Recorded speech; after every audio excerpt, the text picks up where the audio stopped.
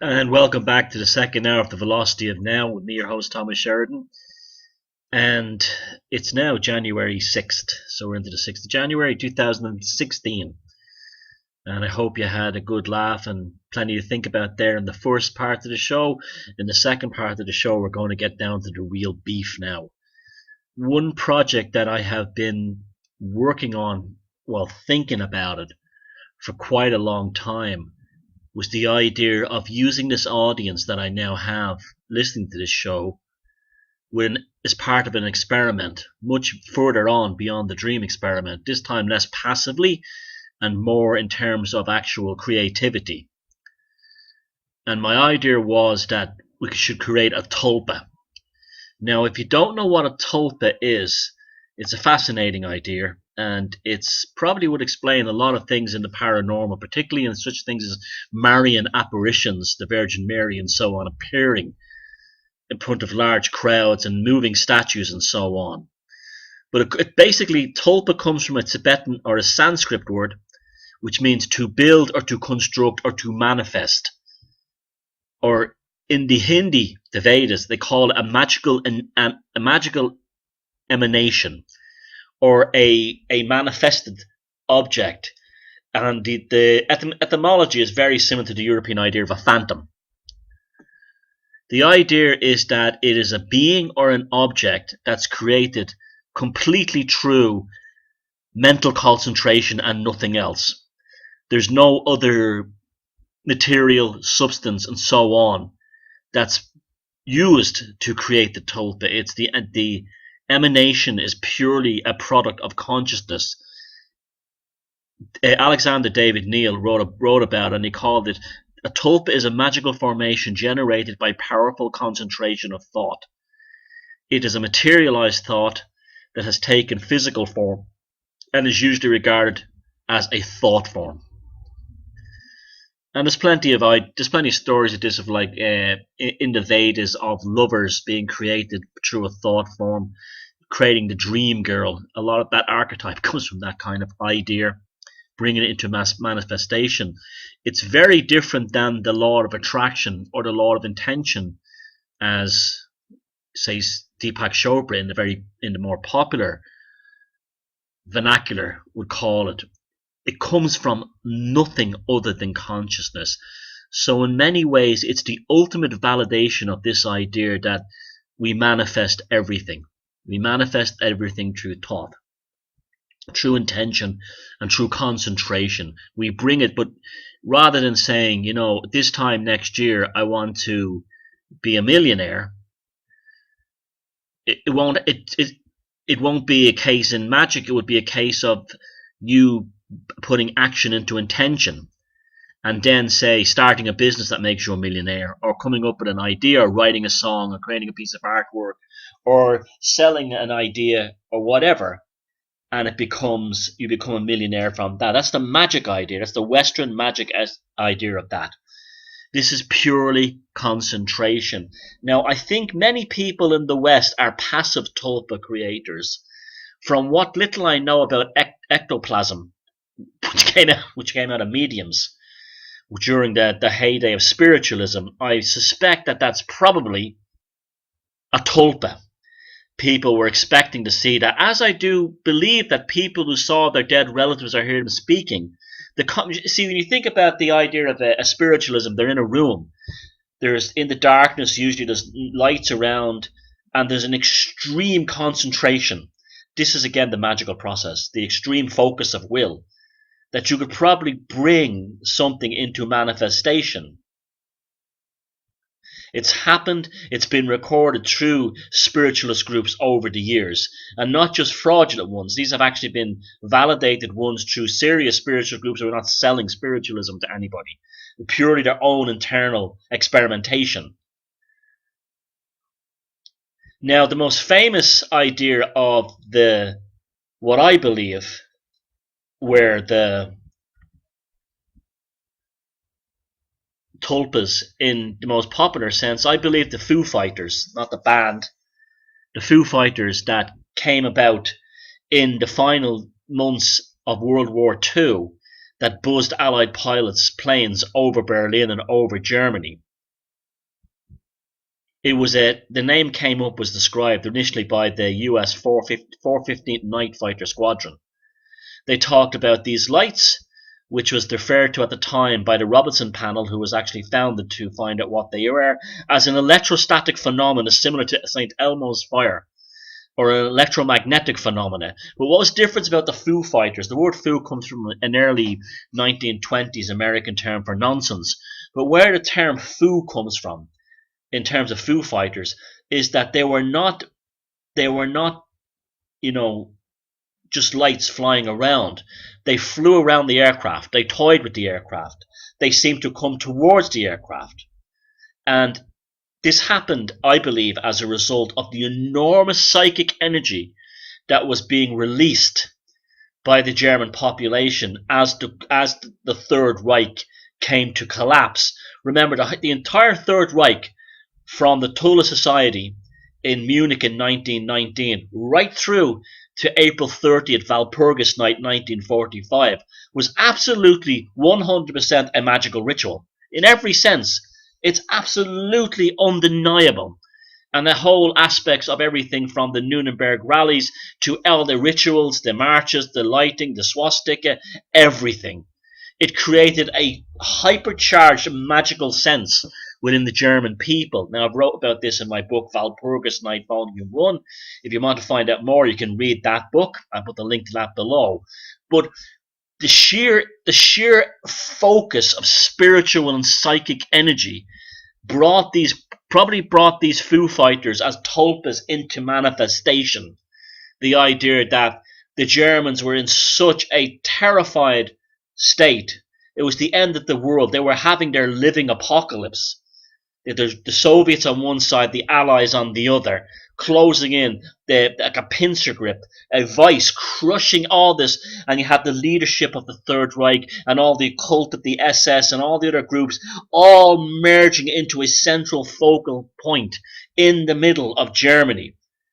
You have this concentration of energy. How do we stop these Allied fighters in the sky when we have no Luftwaffe? What will we do? And then there was all this talk of a Wunderweapon, a wonder weapon. And remember, Adolf Hitler, I went into detail on this in my book, Walpurgis Night, took many sacred objects, including the Spear of Destiny, and put them in Nuremberg in a special cellar. There was for that reason, this is probably what the wonder weapon was. It probably was something like this, but it was not deliberately created. And you had all this focus of the psychic energy. Remember that the Third Reich was nothing other than a psychic force, crushing in on itself, producing this energy. Now, the Luftwaffe was an impotent force by that period. They'd probably been all wiped out by the time when the first Foo Fighters showed up. It was around Christmas 1944. It was the end. There was only 6 months left of the Third Reich. By then, as a valid fighting force, the Luftwaffe was finished. Just about all their aircraft had been destroyed. They had the odd Messerschmitt Me-262 jet fighter, which got up there. But again, they were not put into production fast enough. They were not put into production put into training fast enough, and their initial use in the war was okay for a while, just like it was the V weapons. But again, the war was already over. The production, the training, as well as the rollout of Luftwaffe pilots was just not happening. Towards the end, the Luftwaffe towards the end was a pathetic force. From, say, the Battle of Britain on, it was guys with handguns inside small trainers, training or reconnaissance aircraft, firing handguns at Allied aircraft or troops on the ground. This is how much the mighty Luftwaffe had been destroyed and had been reduced to a pathetic entity of nothingness. And therefore there was still this need to get something in the sky to stop these Allied bombers and Allied night fighter squadrons. And so people were looking up, bombs constantly dropping on Germany, this massive psychic force, the Fuhrer constantly talking about a wonder weapon. So you have this extreme concentration of people on the ground. And remember, at the final days of the war, Now, you Americans are not going to want to hear this, but the final days of the war, the Americans just killed anything they saw. Well, after the Luftwaffe was destroyed, you can see even the footage on YouTube of Mustangs, P-51 Mustangs, with rocket launchers, shooting farms, attacking civilian trains, blowing up and machine gunning old ladies hanging out their laundry on the line to dry.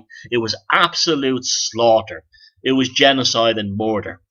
And because the Americans had no one to challenge them, and they just went on a killing spree. They just shot up Germany and fired rockets from the P-51. The P-51s. After there was nothing to fight, the military was finished. The concentration was all towards Berlin. And so these American fighters in the skies would have represented a demonic force. They would have been seen in much the same way as dragons were seen by their ancestors. And they would have looked up there in extreme concentration, knowing that they had nothing and nobody to save them. The Luftwaffe was gone, and the Foo Fighters were created from this. Now, the term Foo Fighters, it just describes one particular aspect of the phenomena. You have also will-o'-the-wisp, which has been called swamp gas. In some cases, that is, it will be methane leaking from bogs, but there's been plenty of very good, verifiable ideas of these balls of light, and not just necessarily ball lightning, but not only moving around the countryside or even in cities, but actually being attracted to people's concentration. There's a lot of is tied into the UFO phenomena as well. John Keel, in his own books, constantly spoke about particularly the UFOs that were spotted in the Ohio River Valley right before the Mothman incident in the mid-1960s, that these balls of light had two specific attributes to them, qualities to them, that witnesses who got close up to them said. One, they were not machines, they were balls of light. And two, they seemed to be alive. The relationship they had with them was not that of human and machine, but human and animal. An animal. As if these balls of light had a concentration or a consciousness into them that you could somehow communicate with in a kind of a non-verbal, subconscious level.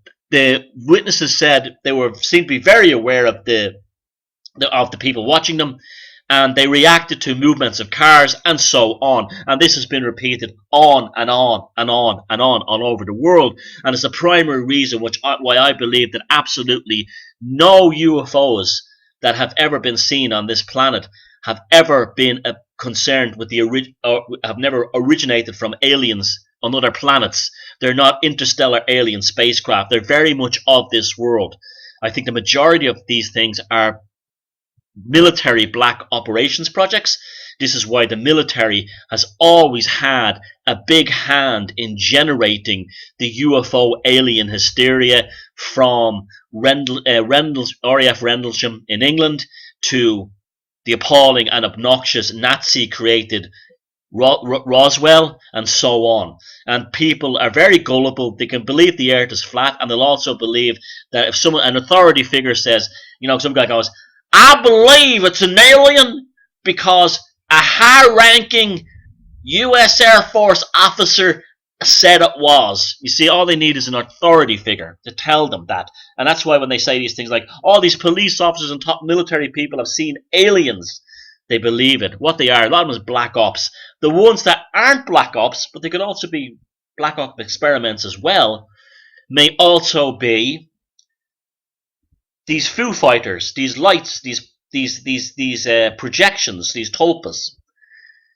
In the late 1970s and early 80s, there was a huge protest of women that took place at Greenham Common in England, where it was another US Air Force base where nuclear weapons, Trident I think it was either Trident or intercontinental ballistic missiles, were being put in there, or Minuteman maybe it was, nuclear weapons.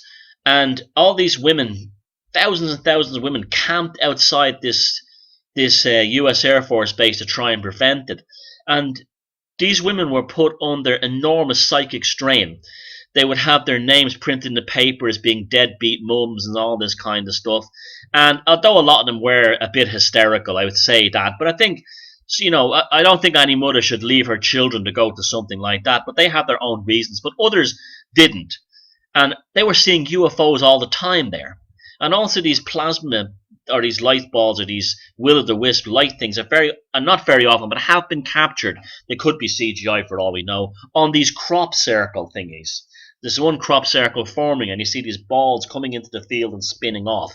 They're Foo Fighters. That's what I'm talking about. Okay, concentration.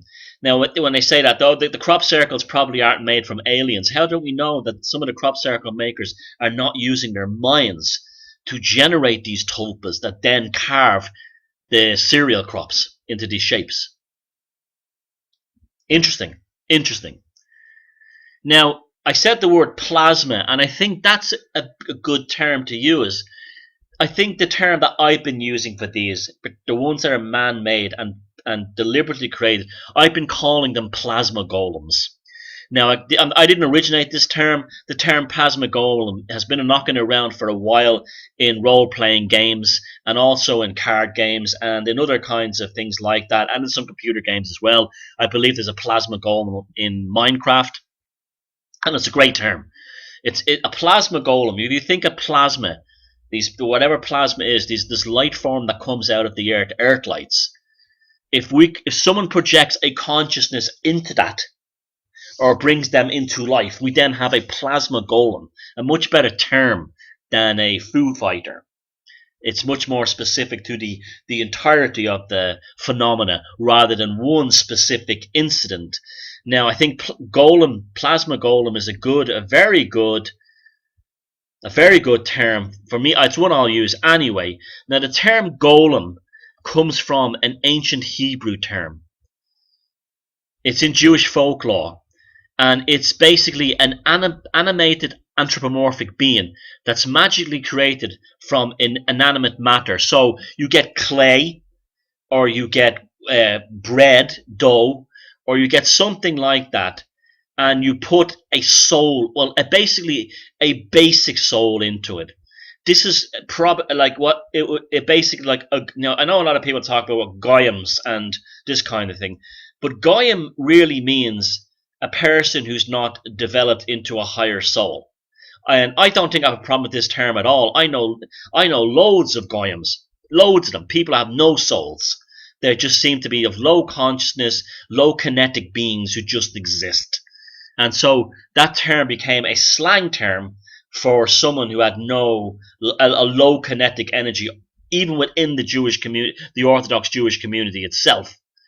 Now, it's a very good term because it describes something that's animated and alive, but lacks that vital spark of life.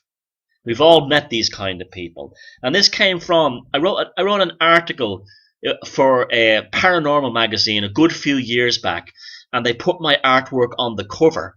So it was the first time I'd ever got my artwork on the cover of an international, newsstand magazine, it was a big moment for me, and I got paid and everything. And I wrote an article on Rabbi Judah Loew in Prague. He lived in the 16th century, and he's built the most famous golem of all to protect the Jewish ghetto from attacks during the reign of Rudolph II. But the tradition goes on much further. In the Psalm 159:16 of the Bible, they talk about the creation of the golem as my misshaped form, meaning the unfinished creation, a human that works almost like a zombie, but the vital, it can function, it can do things, it can move about, it can reproduce, but it does not have a powerful level of consciousness. It doesn't have that full level of. We meet these people all the time. These, in our lives. I've worked with people. I've been with them. There's just nothing there. They work. They have families. They have jobs. They don't harm anybody. They're decent people. But they just exist. You know what exactly the ones I'm talking about. Just the one. And there was actually they actually had a thing for an uncultivated person, and again it was 7 characteristics, the number 7 again, and 7 in the learned one, which meant that there was 7 characteristics in the person who was uncultivated, the golem, and 7 in the learned one, and the 7 in the learned one became the uh, creativity, a sense of wonder, a sense of exploration. This is like just common sense. We meet these people all the time, as opposed to the old cultivated person who just comes home in the evening, switches on the TV. There was an article I read recently about why do so many people waste their lives away, and it showed a guy there in a Man United jersey, flicking through the TV, doing nothing with his life except existing. That's a golem. Right, that's the golem in the purest terms. Later on in Yiddish, it became to mean a clumsy being. A clumsy being. And then in the Babylonian Talmud, there's a story that Adam was a. This is great stuff. This is why Christians, they don't know their fucking Bible from anything. Adam was initially created as a golem. That's why his dust was kneaded into a shapeless husk. But it wasn't until God put the spark of life into him. This is the early God before Jehovah God came along. Put the spark of life in him, and that spark of life was probably put in there by Lucifer, because Lucifer said to Adam and Eve, have free will, do what you want, don't listen to this big bully in the sky. This is why I have a lot of time for Lucifer. I see him as our dark knight. He's like Odin. He looks after our interest. He's not a murderous psychopath like the God of the Old Testament. And so there's very early, and then you see, Judaism, there's 2 brands of Judaism. Just because people hear about the Judaism in the Middle East doesn't mean that the Judaism of the Khazars in Central Europe is not ancient and has worth. Absolutely fascinating and does. This is where Kabbalism came from. And there's more magic connected to Khazar Judaism, Yiddish, than there is to Hebrew. And so this is where this is where the rabbis are more like magicians. They're much more powerful. Much more powerful. Now, what happened was they were in the Middle Ages. There was a thing called the Book of Creation, and it talked about how to build and animate the golem. So from mud or from clay or from dough, and then you put you infuse the word Shem into him in Hebrew.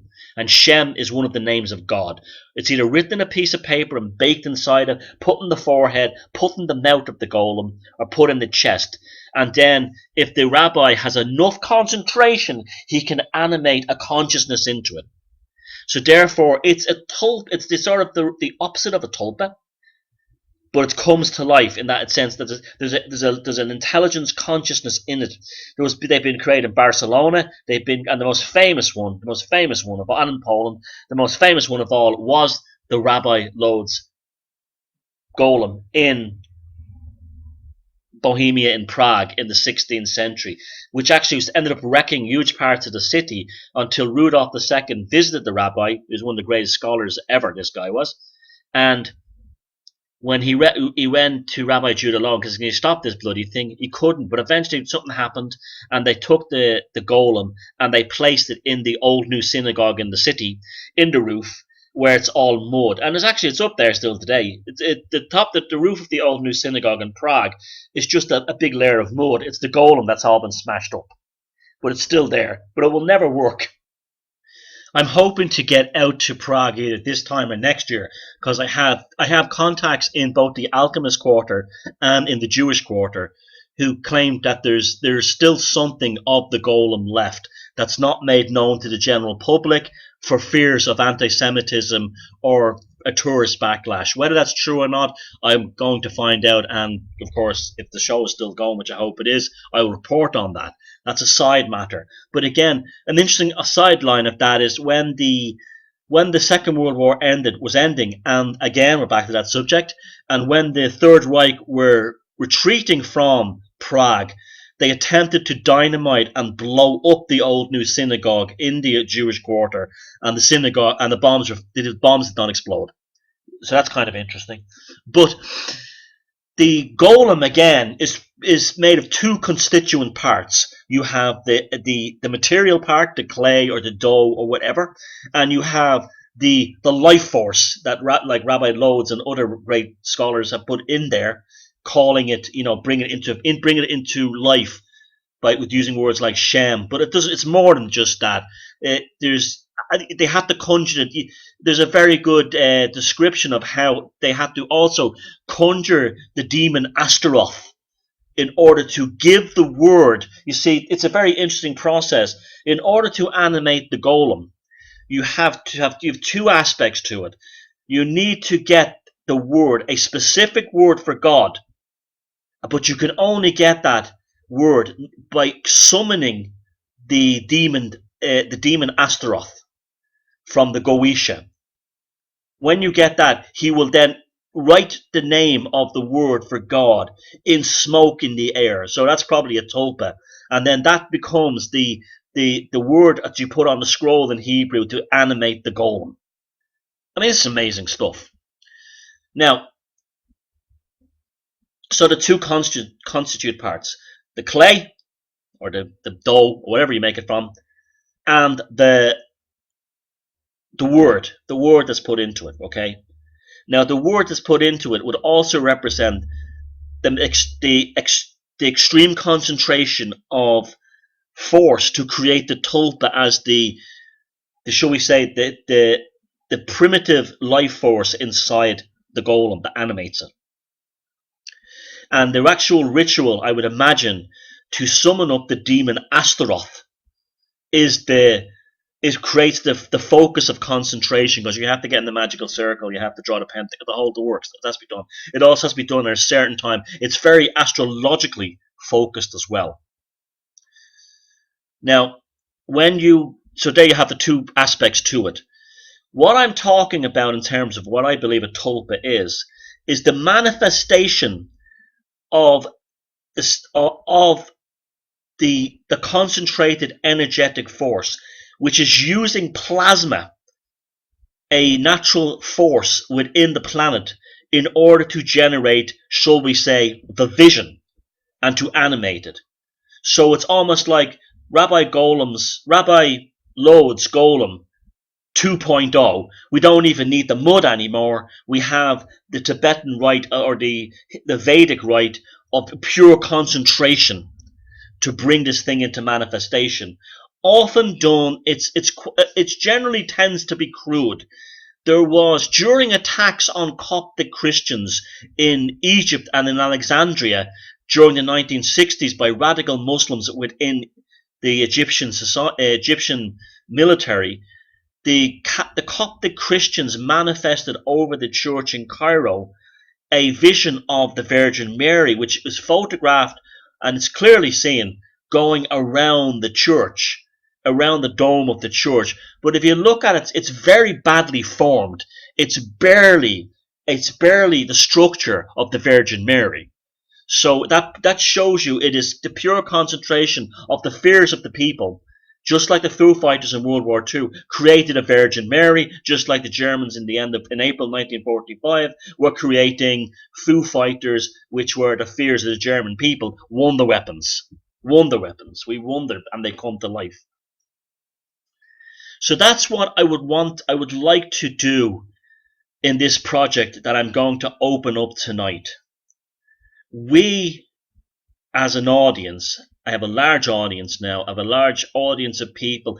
One of the reasons that I've chased out a lot of the fruitcakes through that, I know the flat earth thing was very important for me to take on, because I would also get, apart from the fact that the flat earth thing is a despicable Russian intelligence psyop to look for Lee Harvey Oswald and Mark Chapman type people for future operations, a typical cult type tactic. It's also bullshit, but it's also been very useful for me to clean my audience out of the psychically inept, of the real golems. Remember, that's a classic example of a golem, is someone who would actually fall for the flat earth nonsense by watching videos. There's a vital spark just lost in them, and they're very easily led. So they've been cleaned out now. they've been cleaned out because their psychic energy is it's not even any use to themselves. So how could it be any good for anything else that's important? I reckon that many of them don't have proper dreams or anything. They're just purely lugs. They exist. So I have the soldiers I need, the psychic soldiers I need, and we need for this project. Now, my initial idea to attempt this experiment was to find about 15 years ago now, more. I was traveling through the deep south in the USA, and I found a town there that was probably the most depressed place I'd ever seen in my life. And it was one of those things that made me realize about the poverty of the United States. It was in central Tennessee. It was about 50 miles west of Pigeon Forge, in that area. Near the Smoky Mountains were visible in the distance. And I can't remember, well, I do remember the name of the town, but I'm not going to mention it now because it might disrupt it. But I stopped in the town and I went into a shop there, the one depressed shop. I mean, it might as well have been the third world. It looked like a town that had a decent standard of living. There was lots of decent looking 1930s type shops, fronts, all closed down, all boarded up. A nice Art Deco cinema, closed down, boarded up. Just dogs and cats wandering the streets. Cars, just a look of pure destitution, dystopia. Went into the shop. It was pathetic. There was cans of beer and soda just thrown in buckets of ice. They weren't even fridges. But I did pick up their local newspaper, and the town did fascinate me.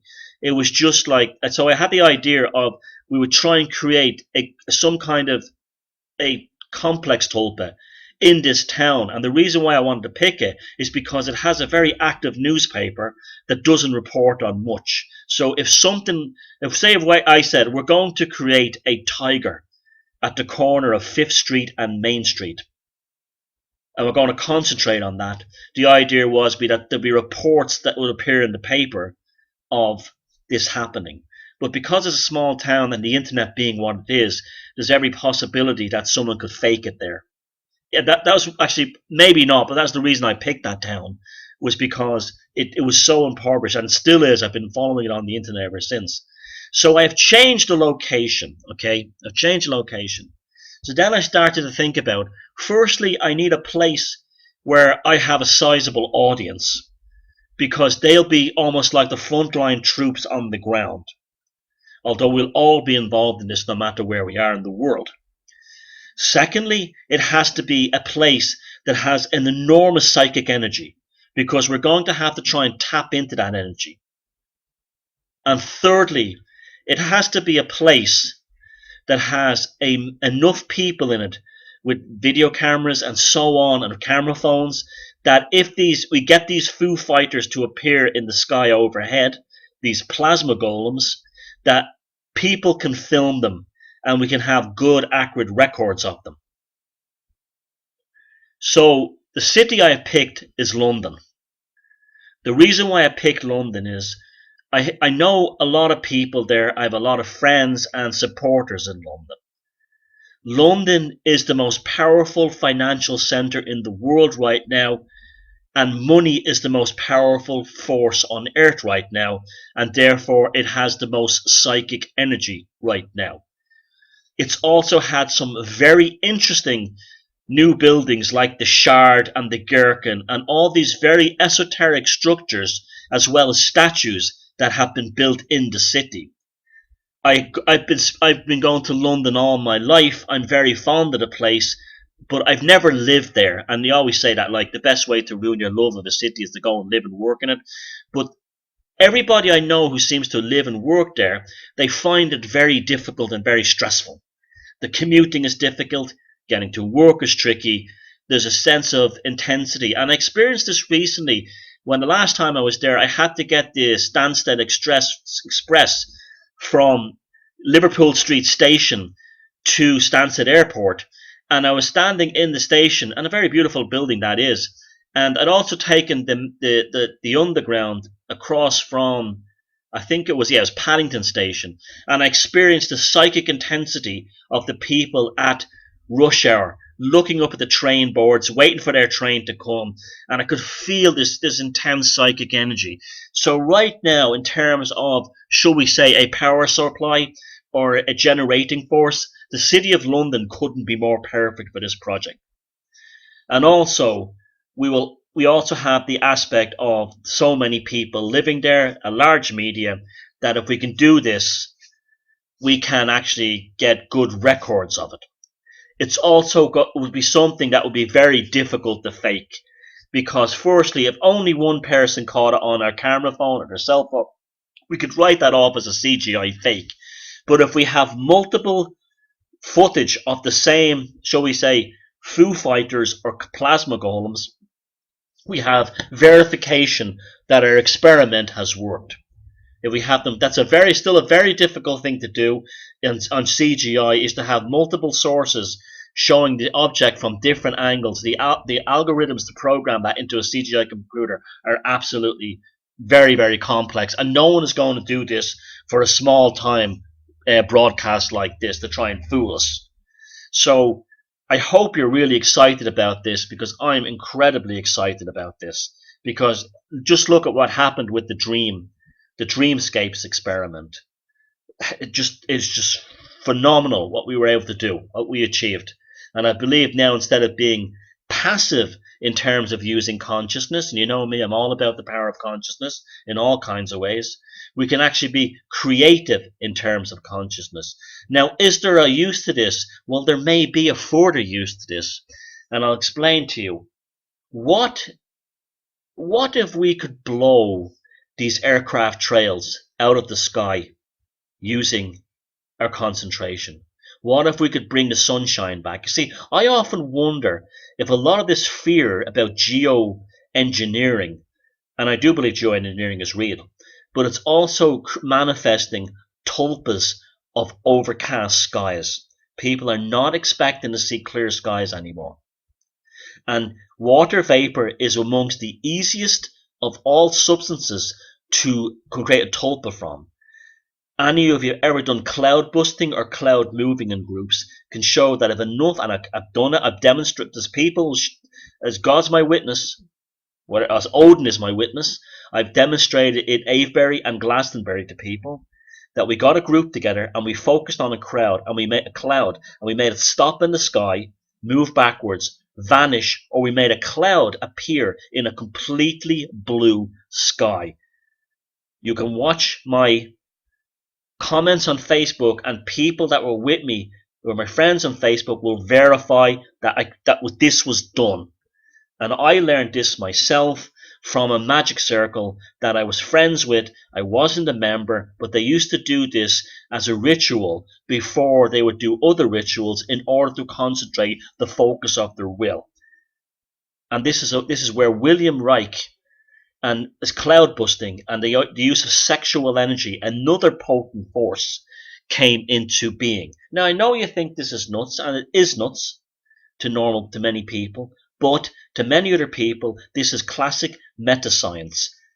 We're not saying it's true, we're going to have a go at doing it. So perhaps there's an aspect here that we can actually do something to improve the world.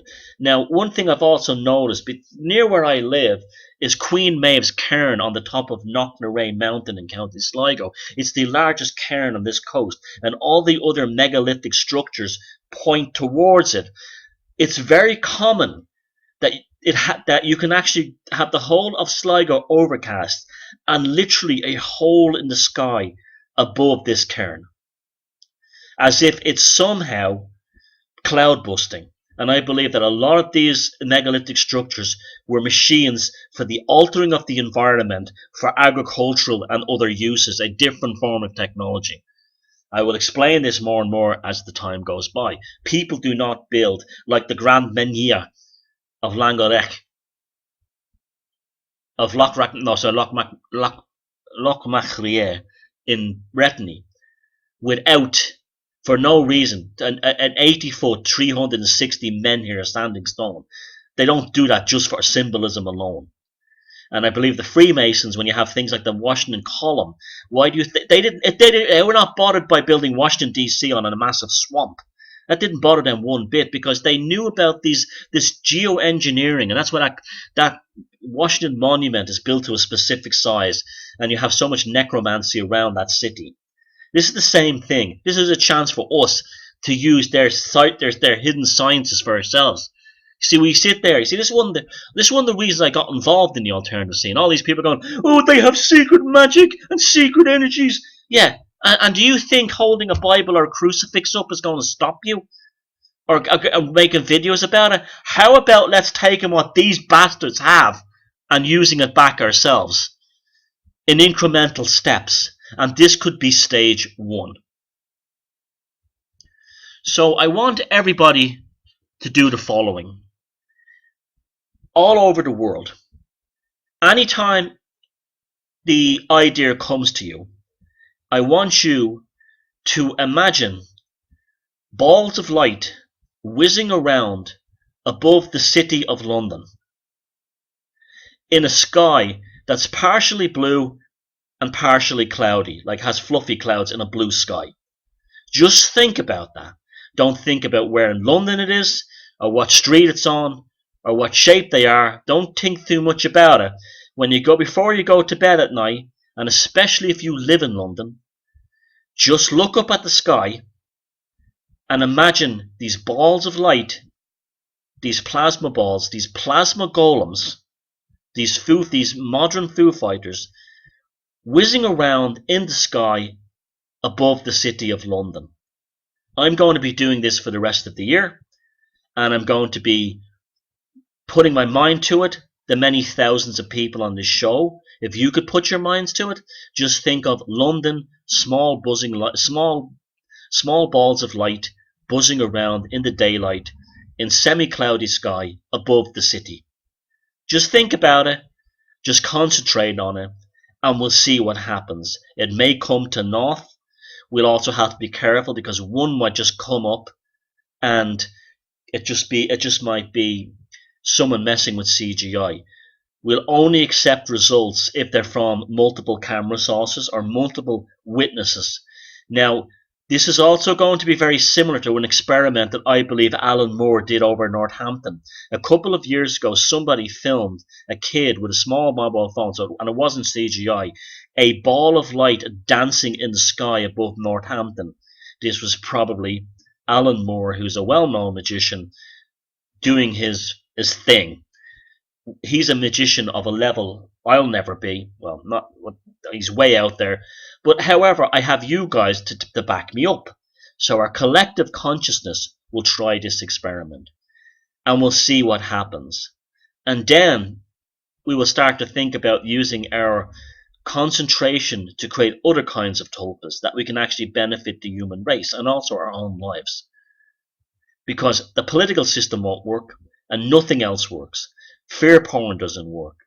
But I can tell you for a fact that the power of the human mind is absolutely phenomenal. Phenomenal. I've seen things and done things, and we all had predictive things, and no matter what the skeptical debunkers and all these people say, it's been shown time and time again that our minds have a force that's unbelievable. It's a projectable force, and it can actually be targeted into a pure stream of energy. And this pure stream of energy, I would like you all to focus above the city of London, thinking about balls of light whizzing around in the sky in a partially clouded sky. And that's our tulpa experiment. That's our tulpa plasma golem Foo Fighter experiment.